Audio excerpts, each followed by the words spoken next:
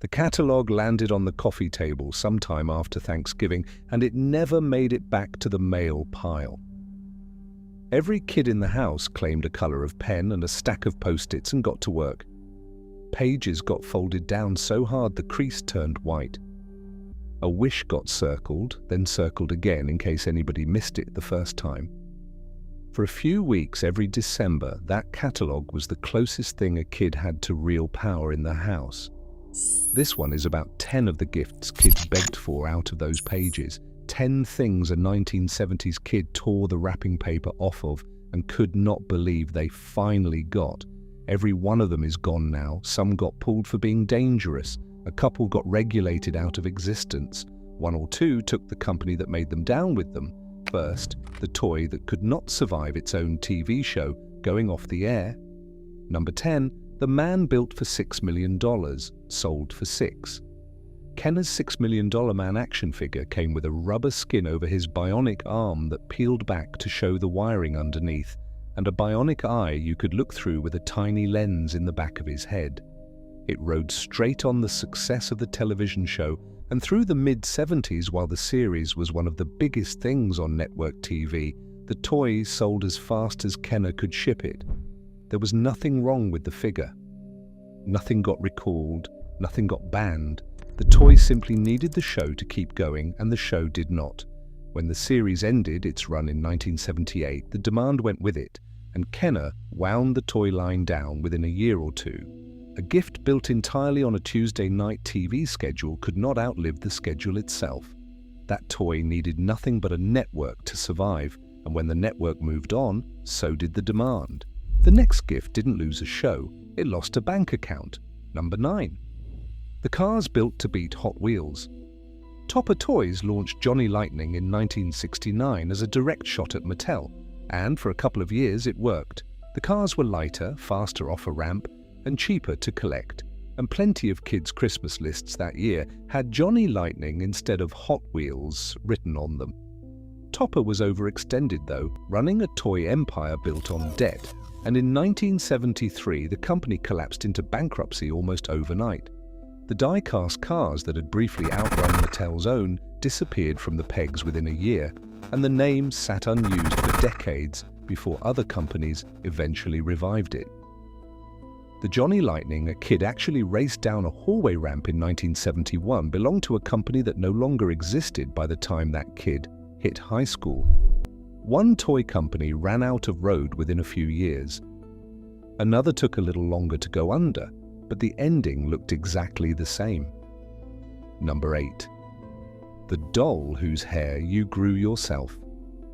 You pulled a ponytail out of a hole in her head, and her hair grew right in front of you, down to her ankles if you kept pulling. Twist a knob on her back, and it retracted right back in. Ideal Toy Company put her out in 1969, and she stayed one of the best-selling dolls in the country well into the 70s, with a whole family of smaller growing hair dolls following behind her. Ideal itself, though, was already in trouble by the start of the next decade, weighed down by debt and a shrinking share of a market that had moved on to newer toys. In 1982, the company that had also given us the Evel Knievel toy under a lot of the same trees sold off its assets, and the Ideal name came off the shelves for good, Chrissy included. That doll grew hair right in front of you, and the company behind her didn't survive to see the decade out. The next doll did something stranger. She ate number 7. The doll that ate and needed changing. Kenner introduced her in 1973, and she did more than any doll before her. You spooned in little packets of dry food mixed with water, and a few minutes later, the doll needed a diaper change, exactly like the real thing waiting in the nursery down the hall. For a few Christmases, she was the most requested doll in the country. The mechanism inside was delicate, though, built around tubes and a tiny pump that jammed easily, and food that spoiled if it sat too long between feedings. Complaints about parts breaking down and the mess involved built through the decade, and Kenner let the original version quietly go out of production by the end of the 70s. The doll came back years later with a different, cleaner mechanism inside. the one that actually ate the way the box promised was gone by 1980. Feeding a doll turned out to be harder than anyone at the toy company planned for. The next gift didn't need feeding, it needed a steadier hand than a lot of 5-year-olds actually had. Number 6. The wheel that drew for you. A ring of little plastic and metal gears, a handful of pens, and suddenly a kid with no artistic talent at all could fill a page with loops that looked like something out of a math textbook. Kenner had it under trees through the 60s and into the 70s, one of the rare gifts that quieted an entire room for an hour at a stretch. It ran for years on small, metal-toothed wheels that gripped the paper precisely. As safety standards tightened around small, sharp parts aimed at young kids, the design that made the original wheels bite into the paper so cleanly got phased out for softer, safer plastic gears. Kenner itself got folded into bigger toy companies not long after, and the original wheels quietly vanished along with the name on the box. But no one didn't disappear because a company went under. It disappeared because a metal pin got swapped for a plastic one. The next gift disappeared because a company went under after it let the biggest toy license of the decade walk right past it. Number 5. The company that had everybody except the one you wanted. Mego made 8-inch action figures of practically every hero on television. Batman, Spider-Man, the crew of the Enterprise, even the apes from the Planet of the Apes movies. Through most of the 70s, if a kid wanted a superhero on the tree, odds were it came in a Mego box. Then a small movie called Star Wars needed a toy company, and Mego passed on it. Kenner took the license instead and made the empty box a generation waited for. Mego never recovered the ground it lost. Licenses slipped away, the money got thin, and by 1982 the company that had built half the toy chests in America filed for bankruptcy. The figures with the cloth outfits and the plastic heads that always seemed to pop off just stopped showing up on shelves. Mego lost its footing over a license nobody thought would matter. The next toy on this list lost its footing over something far more literal, a charger that ran too hot. Number 4. The cars that charged themselves. Regular Hot Wheels needed a push down a track. Sizzlers did not.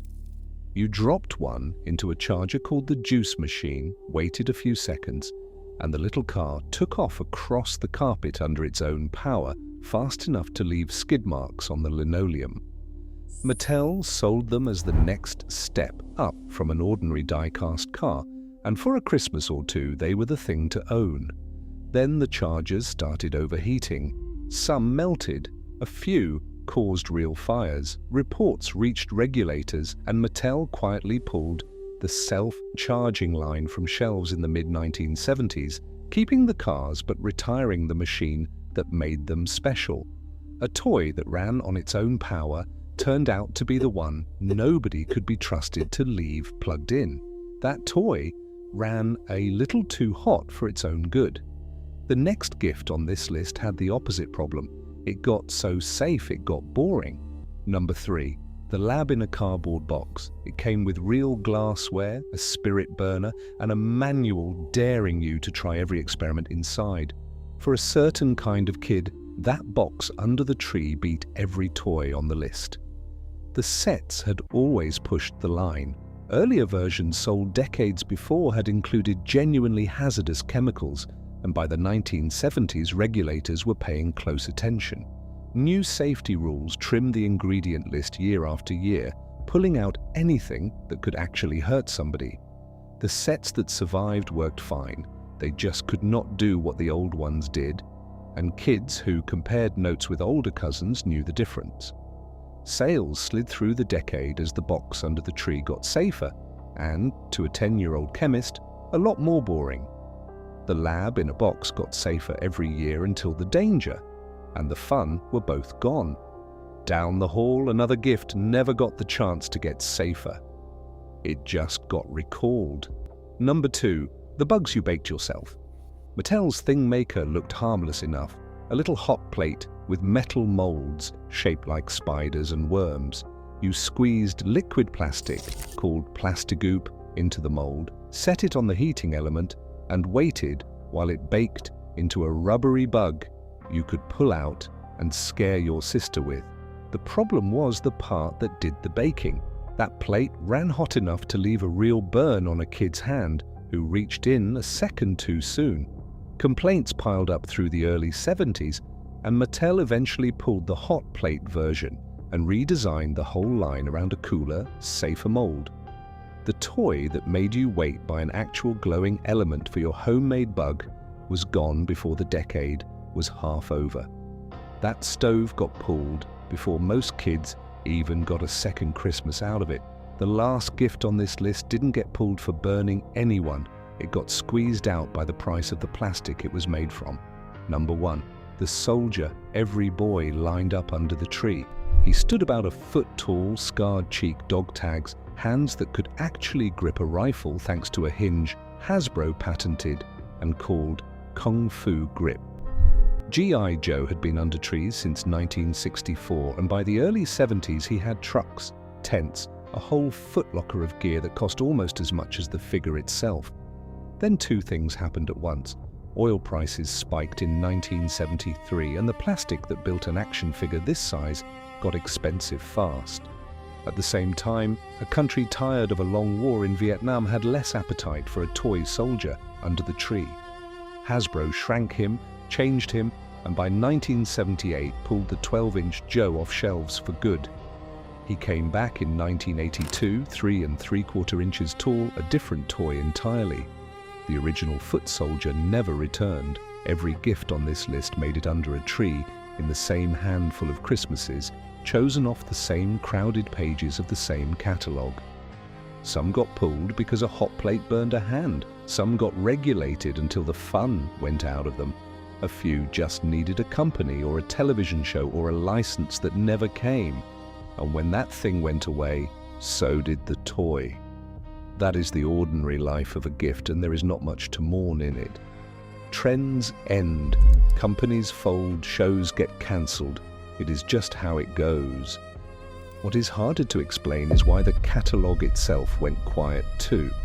The one with the folded pages and the pen marks and the fights over who got to hold it first sat on the coffee table every December for years, and then one year it just stopped coming.